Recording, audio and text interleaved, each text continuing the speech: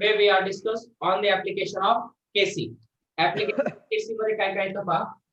First, application of KC किंवा equilibrium constant म्हणलं तरी चालेल. इक्विलिब्रियम कॉन्स्टंट केसी चे ऍप्लिकेशन आज आपण स्टडी करणार आहे. या केसी चे ऍप्लिकेशन मध्ये फर्स्ट पॉइंट आपला असेल,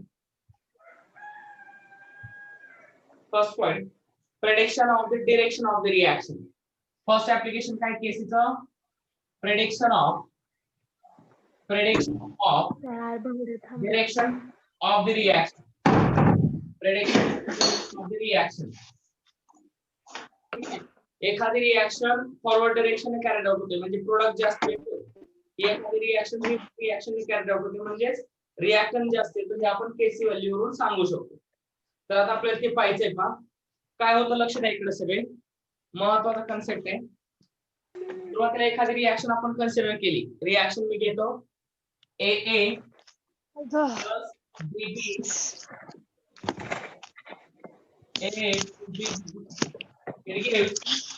C प्लस DD.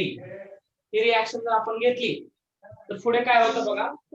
याच्यासाठी केसी फाइंड करायचं. केसीचं एक्सप्रेशन काय आहे, केसी इज इक्वल टू, अगोदर आपण काय घेतो, concentration of product, concentration of C raise to C into concentration of D raise to D upon concentration of A raise to A into concentration of B raise to B. हे equation आपण घेतलेले. केसी साठी expression find केलं. नंतर काय असतं बघा, all these concentrations are equilibrium concentrations. हे चारही कॉन्सन्ट्रेशन तुम्हाला दिसतायत. हे सगळे कॉन्सन्ट्रेशन्स असतात. कोणते कॉन्सन्ट्रेशन असतात, इक्विलिब्रियम कॉन्सन्ट्रेशन्स असतात. कोणते, केसी फाइंड करताना जे आपण इक्विलिब्रियम म्हणजे कॉन्सन्ट्रेशन घेतो ते इक्विलिब्रियम कॉन्सन्ट्रेशन असतात. ज्या वेळेस रिएक्शन ही जी आहे त्याची इक्विलिब्रियम अटेंड करेल त्यावेळेसची जी कॉन्सन्ट्रेशन आहे त्यांना आपण इक्विलिब्रियम कॉन्सन्ट्रेशन म्हणतो. म्हणजे केसी ची व्हॅल्यू कॅल्क्युलेट करताना जर आपण कॉन्सन्ट्रेशन घेतले तर ते इक्विलिब्रियम कॉन्सन्ट्रेशन्स असतात. काय असतात, इक्विलिब्रियम कॉन्सन्ट्रेशन. ठीक आहे. आता अजून एक पॅरामीटर आपल्याला शिकायचा आहे जो खूप इझी आहे. बघा मी इथे लिहितोय, फरक काय तो समजून घ्यायचा.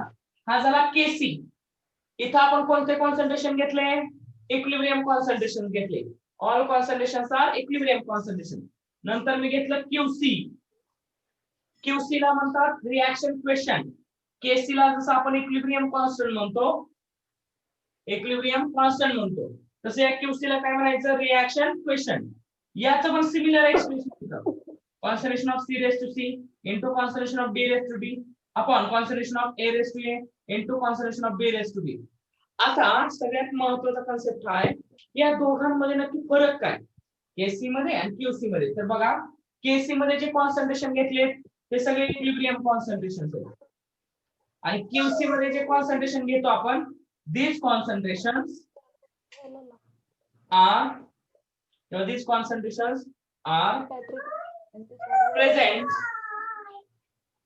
present before the equilibrium. Equilibrium येण्याच्या अगोदरचे कॉन्सन्ट्रेशन आहे. बिफोर द इक्विलिब्रियम हे जे कॉन्सन्ट्रेशन दिसतायत ते सगळे इक्विलिब्रियम येण्याच्या अगोदरचे कॉन्सन्ट्रेशन्स आहेत. दोघांमधला फरक समजून घ्या. केसी मध्ये जे कॉन्सन्ट्रेशन घेतो ते इक्विलिब्रियम कॉन्सन्ट्रेशन्स असतात. क्यूसी जो आहे तिथे जे कॉन्सन्ट्रेशन घेतो आपण ते इक्विलिब्रियम येण्याच्या अगोदरचे कॉन्सन्ट्रेशन्स असतात. इक्विलिब्रियम येण्याच्या अगोदरचे कॉन्सन्ट्रेशन्स असतात. ठीक आहे, दोन्ही लक्षात ठेवायचं आहे. आता बघा दोघांमधला फरक, याच्यावरून डिरेक्शन कसं सांगू शकतो ते बघा. मी इथे आता कॉन्सन्ट्रेशन अगोदरच घेतलेले. समजा ह्या रिएक्शन साठी मी क्यूसी फाइंड केला. लक्ष द्या, क्यूसी काय आहे सगळ्यांना माहिती आहे. मी अगोदरच कॉन्सन्ट्रेशन मोजतोय, इक्विलिब्रियम येण्याच्या अगोदरच कॉन्सन्ट्रेशन मोजतोय.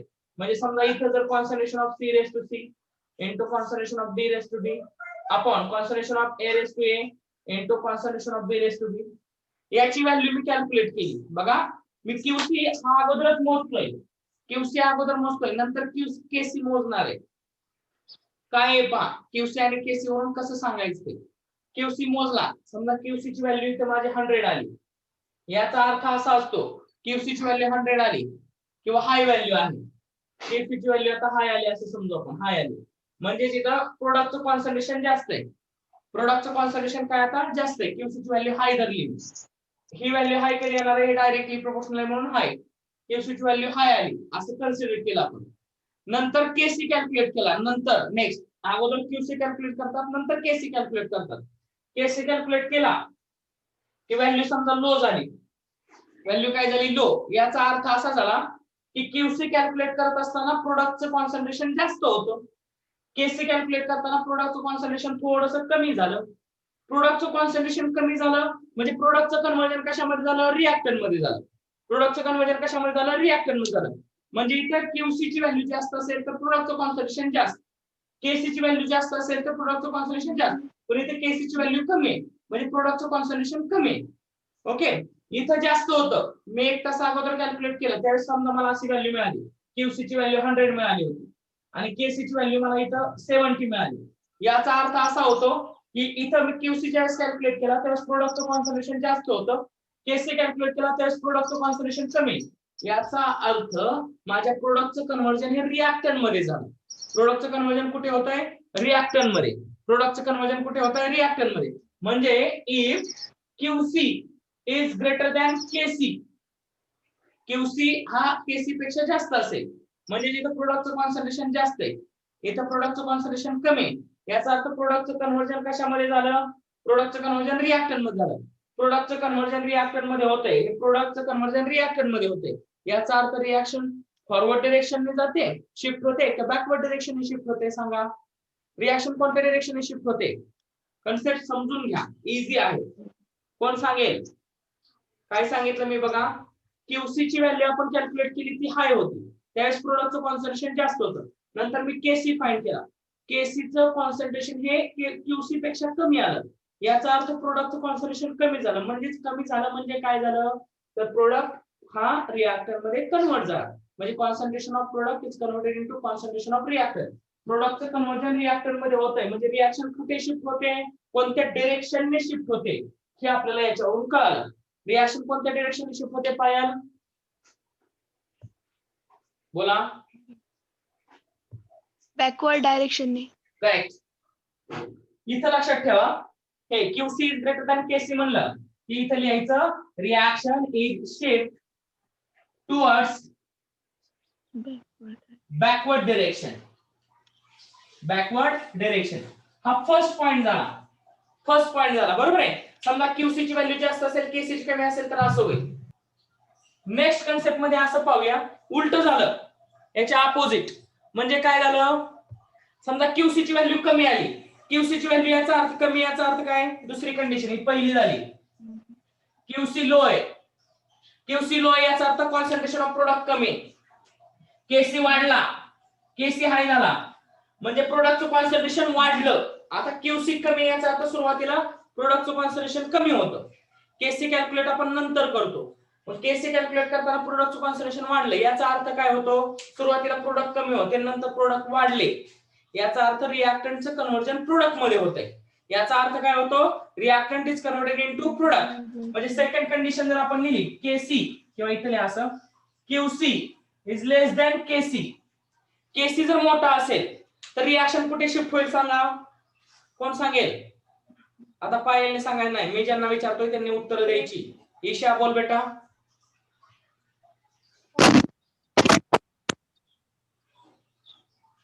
इझी कन्सेप्ट आहे, काहीच नाही. तुम्हाला एंट्रन्सला डायरेक्टली हे विचारलं जाईल, क्यूसी इज ग्रेटर दॅन केसी, सांगा काय होतं. मग हे डोक्यात फिट पाहिजे की क्यूसी कॅल्क्युलेट म्हणजे रिएक्शन क्वेश्चन त्याला म्हणतात. ईशा आवाज येत नाही मला, बोल.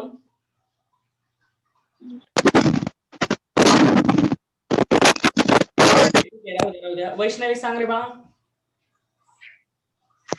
Forward direction. करेक्ट. म्हणजे ही सेकंड कंडिशन याच्यासारखं तुम्हाला लिहिता येईल. ही पहिली कंडिशन इथे लिहून काढा, दुसरी कंडिशन लिहा, QC is less than KC. हे जर असेल QC is less than KC, towards the forward direction. Reaction is towards the forward direction. Gayatri mike बंद कर बाळा.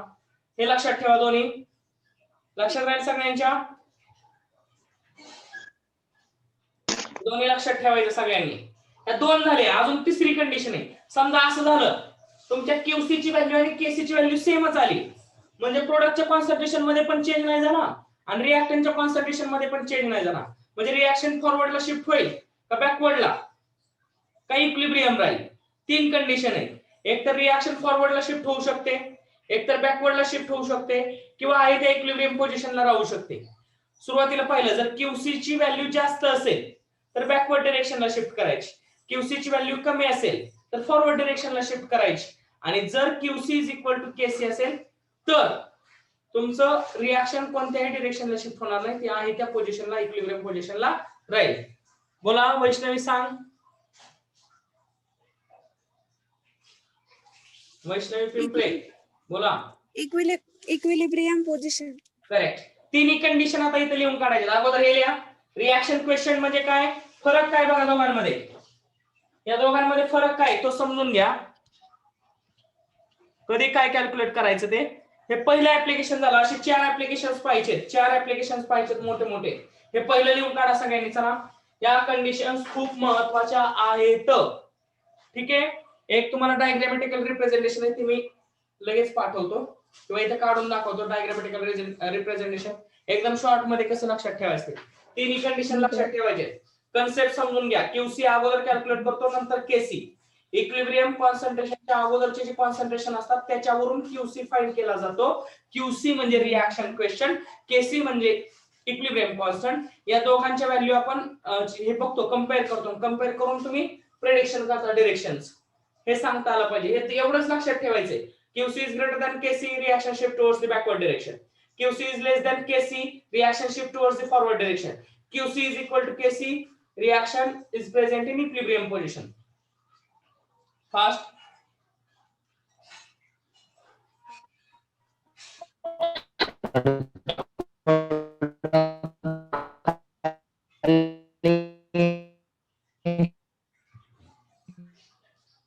तिन्ही कंडिशन लिहून काढा. इथे एक मी लिहिलेली आहे, याच्यावरून तुम्ही 2 लिहायचे. तुम्ही स्वतः 2 लिहायचे आता मनाने, हे लक्षात ठेवा.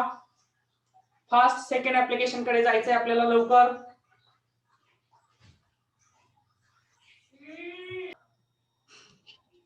हे पहा, हे डायग्रामॅटिकली पण तुम्ही सांगू शकता. डायग्रामॅटिकली लक्षात ठेवा किंवा इक्वेशन डायरेक्टली लक्षात ठेवली तर काय अडचण नाही. QC is greater than KC, reaction shift towards the backward direction. हे दिसतंय का, QC is equal to KC असेल तर equilibrium position, QC is less than KC असेल तर फॉरवर्ड डायरेक्शन असं शिफ्ट होतंय. ते तिन्ही कंडिशन तुम्हाला इथे समोर लिहिलेले आहेत. तिन्ही कंडिशन लक्षात ठेवायचे. कशावरून कळालं मला, केसी च्या व्हॅल्यूवरूनच कळालं. जोपर्यंत मी केसी आणि क्यूसी फाइंड करणार नाही तोपर्यंत समजणार नाही. कदाचित एंट्रन्सला दोन्ही म्हणजे क्यूसी ची व्हॅल्यू देतील, रिएक्शन देतील, रिएक्शन वरून केसी फाइंड करायचा. केसी आणि क्यूसी फाइंड केला, कंपेअर करायचं, क्यूसी जास्त आहे का केसी जास्त आहे, आणि जसं असेल तसे या तिघांवरून तुम्हाला ते उत्तर द्यायचे. समजा क्यूसी आणि केसी जर सेम असतील तर इक्विलिब्रियम आहे असं समजायचं डायरेक्शन त्याचे. क्यूसी जास्त आला तर समजायचं रिएक्शन बॅकवर्ड डायरेक्शन शिफ्ट होते. काही उपयोग नाही त्या रिएक्शन लावून. अशी जर रिएक्शन असेल तर काहीच उपयोग होणार नाही, कारण की रिएक्शन कशासाठी लावतो बाळांनो आपण, मला प्रोडक्ट पाहिजे म्हणून रिएक्शन लावतो. हे सगळ्यात महत्त्वाचं लक्षात ठेवा. माझं प्रोडक्टचं कन्व्हर्जन परत रिएक्टर मध्ये होतंय, रिएक्शन लावणार नाही मी, काहीच गरज नाही. म्हणून कंपन्या मोठ्या मोठ्या ज्या आहेत केमिकल कंपन्या, त्या सगळ्या चालू करण्याच्या अगोदर याचा अभ्यास केलेला असतो. ती रिएक्शनचा एक्सटेंट किती आहे, तो किती कन्वर्ट होतो रिएक्टर मधून प्रोडक्ट मध्ये. हे झालं असेल तर सेकंड ऍप्लिकेशन पाहिजे आपल्याला.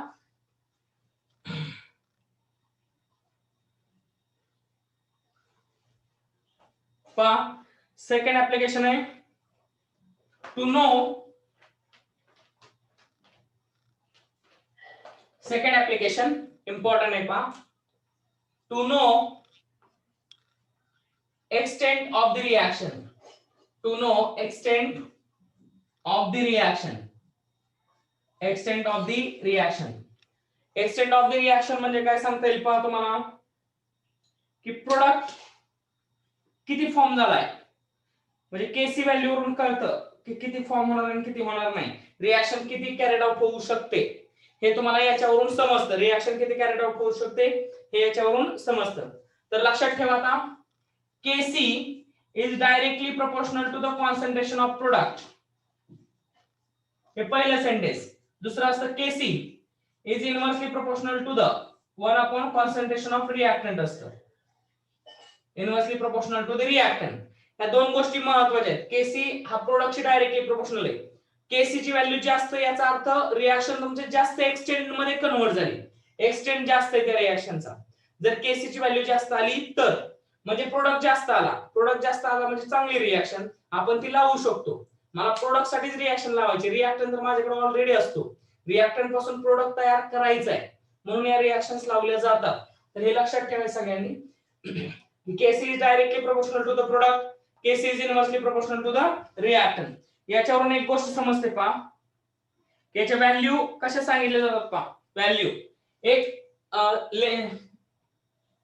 स्केल दिलेलं आहे. स्केल बघा कसं आहे. स्केल बघा. समजा केसी ची व्हॅल्यू लेस दॅन 10⁻³ आली आणि केसी ची व्हॅल्यू ग्रेटर दॅन 10⁻³ आली. इकडे आली आणि लेस दॅन आली. बघा स्केल कसं आहे ते. केसी च्या व्हॅल्यू वरती स्केल डिपेंड आहे. केसी ची व्हॅल्यू ग्रेटर दॅन 10⁻³ आली 3 आली तर समजायचं याच्यापेक्षा जास्त आली तर रिएक्शन कंप्लीट होते. म्हणजे reaction mostly complete. Reaction mostly काय होते कंप्लीट. समजा याची व्हॅल्यू 10⁻³ पेक्षा कमी आली. केसी स्केल म्हणायचं. केसी च्या व्हॅल्यूचं स्केल आहे. केसी ची व्हॅल्यू 10⁻³ पेक्षा कमी आली तर reaction proceed hardly at all. म्हणजे इथं व्हेरी स्मॉल व्हॅल्यू असते. Very small. इथं व्हेरी लार्ज म्हणा. Very large. 10⁻³ पेक्षा जास्त जर व्हॅल्यू असेल तर रिएक्शन कंप्लीट होते असा त्याचा अर्थ होतो केसी च्या व्हॅल्यूवरून. केसी ची व्हॅल्यू 10⁻³ पेक्षा कमी आली तर असं समजायचं की रिएक्शन कॅरीड आउट होऊ शकत नाही. रिएक्शन कंप्लीट होऊ शकत नाही. म्हणजे रिएक्शन हार्डली कॅरीड आउट. म्हणजे अवघड आहे, कठीण आहे. रिएक्शन कॅरीड आउट करणं अवघड आहे जर याची व्हॅल्यू 10⁻³ पेक्षा कमी आली तर. ठीक आहे. हे पण लक्षात ठेवा. व्हॅल्यू किती 10⁻³ आणि याची 10⁻³ पेक्षा जास्त असेल. दोघांमधला फरक समजून घ्यायचा. हे केसी वरूनच समजतं. केसी ची व्हॅल्यू किती आली 10⁻³ पेक्षा जास्त आली तर समजायचं तुमचा एक्सटेंट जास्त आहे. रिएक्शन कंप्लीट झाली.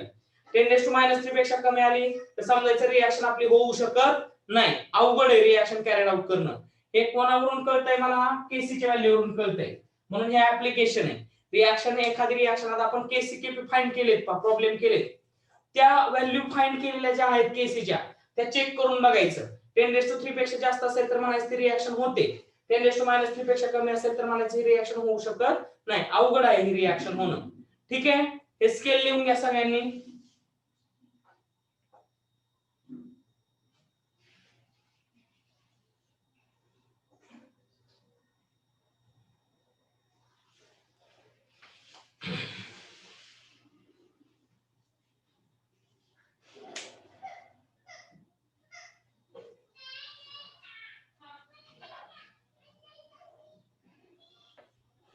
केसी ची व्हॅल्यू 1 असेल तर इक्विलिब्रियम पोझिशन. लक्षात ठेवा.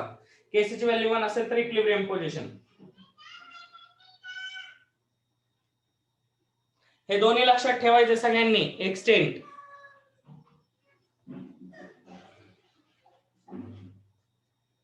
ग्रेटर दॅन 10⁻³ असेल तर काय होतं.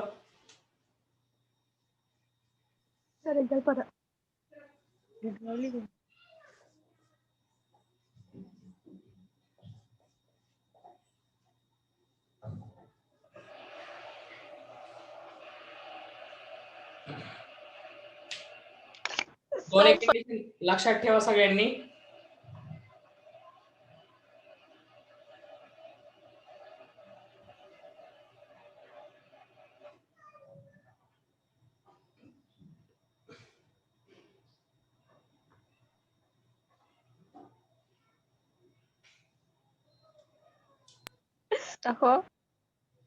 बोलू नका रे.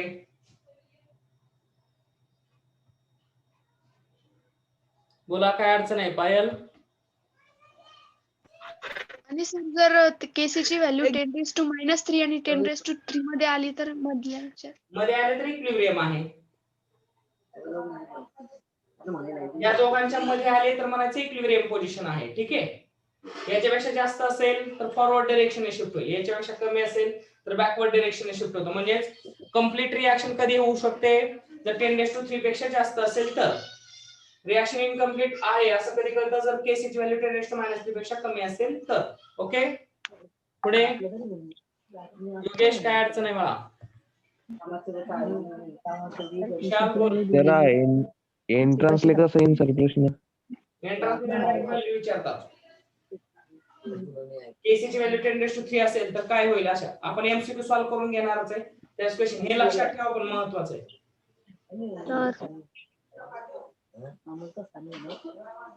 चार रिएक्शन देतील वेगवेगळ्या त्याच्या Kc ची व्हॅल्यू देतील. तुम्हाला असं विचारतील खालीलपैकी म्हणजे which of the following reaction which complete कोणती होऊ शकते असा क्वेश्चन असेल आणि हे व्हॅल्यू दिलेले असतील तर लक्षात ठेवायचं ज्याची Kc ची व्हॅल्यू 10⁻³ पेक्षा जास्त आहे ती रिएक्शन कंप्लीट होऊ शकते.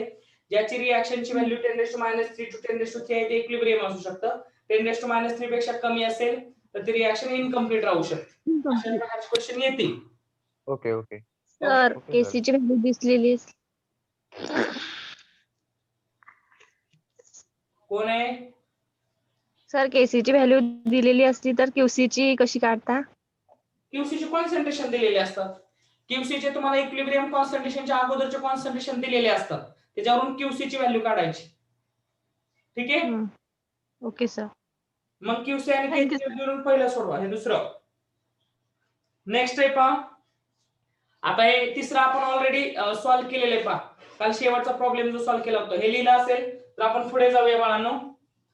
राईट डाऊन केलेलं आहे का? राईट डाऊन नसेल केला तर स्क्रीनशॉट काढून घ्या. आपण पुढे जाऊ लगेच फास्ट वेळ देतो तुम्हाला. ओके, आता पहा तिसरे ऍप्लिकेशन काय आहे केसीचं. केसी म्हणजे इक्विलिब्रियम कॉन्स्टंटचं महत्त्वाचं ऍप्लिकेशन आहे. आता हे ऑलरेडी सोडवलेलं इथे जास्त वेळ वाया घालवायला नको. To calculate equilibrium concentration of reactant and product. Reactant आणि प्रोडक्टचं इक्विलिब्रियम कॉन्सन्ट्रेशन कॅल्क्युलेट करण्यासाठी आपण हे वापरलेले. असं पहा प्रॉब्लेम पाहिलेत. Kc ची व्हॅल्यू तुम्हाला दिली आहे आणि Kc ची व्हॅल्यू वरून कॉन्सन्ट्रेशन ऑफ प्रोडक्ट आणि कॉन्सन्ट्रेशन ऑफ रिएक्टंट आपण फाइंड केलेलं आहे. कॉन्सन्ट्रेशन ऑफ रिएक्टंट आणि प्रोडक्टचं फाइंड केलेलं आहे. हे आपण ऑलरेडी रिएक्शन घेऊन सोडवलेलं आहे. तरी पण एक रिएक्शन सांगतो कसं कॅल्क्युलेट करतात ते बघा. समजा Kc ची व्हॅल्यू एखादी रिएक्शन समजा आपण कॅल्क्युलेट केली N2 + thrice H2 it gives twice NH3 he reaction आहे. ओके, तर हे रिएक्शन दिलेले याची कॉन्सन्ट्रेशन आता एखाद्याचं माहित नाही मला समजा N2 चं कॉन्सन्ट्रेशन माहित नाही हे आपल्याला फाइंड करायचं. H2 चं कॉन्सन्ट्रेशन त्यांनी दिलेलं आहे 2, NH3 चं कॉन्सन्ट्रेशन दिलेलं आहे 2. ह्या दोघांचे कॉन्सन्ट्रेशन माहित आहे मला 2 मोलार, हे पण 2 मोलार दिलेले. Kc ची व्हॅल्यू दिलेली आहे समजा Kc ची व्हॅल्यू दिली 8. ह्या व्हॅल्यू दिलेले आहेत तर तुम्हाला फाइंड करायला काय सांगितलं कॉन्सन्ट्रेशन ऑफ N2. म्हणजे कोणतं जरी कॉन्सन्ट्रेशन माहित नसेल तरी आपण ह्या Kc वरून Kc च्या व्हॅल्यू वरून ते फाइंड करू शकतो. कसं ते बघा. अगोदर याचं एक्सप्रेशन लिहिलं आपण Kc concentration of NH3 upon concentration of N2 into concentration of H2 असं आलं. ठीक आहे, मग काय येईल पहा पुढे काय येतं व्हॅल्यू पुट अप केल्या. Kc ची व्हॅल्यू किती आहे 8 इज इक्वल टू NH3 चा स्क्वेअर आहे म्हणजे 2 चा स्क्वेअर अपॉन 2 चा cube into concentration of N2 हे फाइंड करायचं. 2 चा क्यूब म्हणजे 8 येतो. 8 इकडे आल्यानंतर काय होईल 4 आहे. ठीक आहे, बघा 8 is equal to 4 upon 8 into concentration of N2 concentration of N2 आलं. ठीक आहे, ह्याचं कॅल्क्युलेशन किती येतं ते सांगा. 16 येईल. किती आहे 16 म्हणजे कॉन्सन्ट्रेशन ऑफ N2 16 आलं. हे माहित झालं मला. कशावरून काढलं आपण Kc. ठीक आहे, इथे लिहा we can calculate concentration of all reactant and product by using Kc and Kp value. Kc is लिहा Kp नका लिहू. We can calculate concentration of all reactant and product by using Kc value. हे sentence लिहायचं आणि हे example म्हणून खाली लिहून घ्या. ठीक आहे, हे झालं थर्ड ऍप्लिकेशन आपलं. इथलं ऍप्लिकेशन आहे थर्ड. अजून एक ऍप्लिकेशन आपल्याला पाहिजे लास्ट फास्ट थोडस.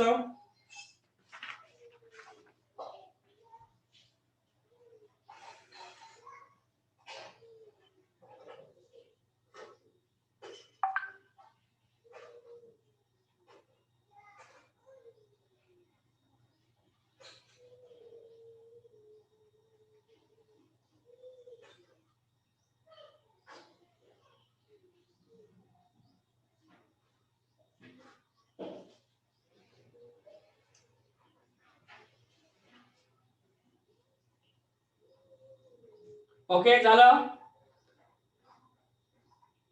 हे लिहा अगोदर आणि मग हे सेंटेन्स लिहा. एकदा एखादं एक्झाम्पल म्हणून मी सोडवून दाखवलेले, हे लिहून मी एक्झाम्पल म्हणून सोडवून दाखवलेले, हे लिहायचंय सगळं. मग आपण लास्ट ऍप्लिकेशन पाहणार आहोत. आता पहा, हे झालं थर्ड ऍप्लिकेशन. आता लास्ट ऍप्लिकेशन काय पहा, केसी व्हॅल्यू वरून. आता केसीचं एक्सप्रेशन आपण असं पाहिलेलं, KC is equal to rate constant of forward reaction upon rate constant of reverse reaction. हे रेट कॉन्स्टंट म्हणजे chemical kinetics, link between the chemical equilibrium, म्हणजे हा जो चॅप्टर आपण शिकतोय तो, आणि 12वी मध्ये एक चॅप्टर आहे तुम्हाला केमिकल कायनेटिक्स, तो या दोघांमध्ये लिंकचं काम हा करतो.